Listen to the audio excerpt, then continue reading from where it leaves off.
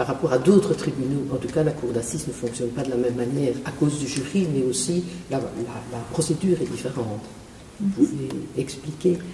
Je pense que le premier point expliqué, c'est effectivement le jury, c'est sa particularité, et ça, c'est peut-être une des tâches importantes de monsieur le greffier. Oui.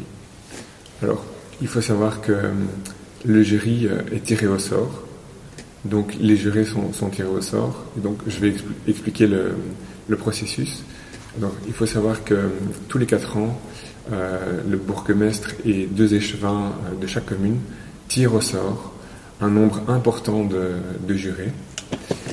Une fois que ce tirage au sort a eu lieu, chaque personne qui a été tirée au sort reçoit une enquête. Donc, cette personne doit répondre à cette enquête avec notamment des questions. Est-ce que vous savez lire ou écrire? Ou alors, est-ce que, par exemple, vous faites partie... est-ce que vous êtes un agent militaire, par exemple? Une fois que cette enquête est remplie et signée, il le renvoie à la commune. Et ensuite, la commune renvoie le fichier, la base de données des personnes qui ont été tirées au sort avec les enquêtes au président du tribunal de première instance du chef-lieu de la province. Et donc, on a une base de données ici pour Bruxelles. Et donc, pour chaque affaire, le président du tribunal de première instance, que ce soit francophone ou néerlandophone, demande qu'il soit tiré au sort une centaine de personnes. Et ce tirage au sort, ici à Bruxelles, se tient en chambre civile. Il peut se tenir dans n'importe quel tribunal.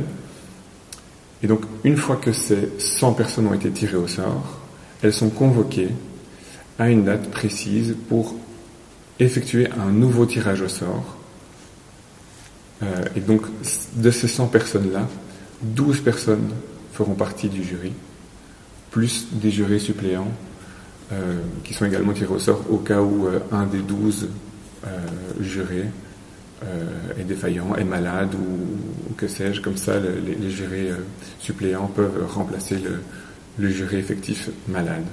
Quand on est dans les tirés au sort, il est obligatoire de devenir juré? En fait, le code pénal prévoit une amende allant de 50 à 1000 euros pour les personnes qui ne se présentent pas lors du tirage au sort ici en cour d'assises.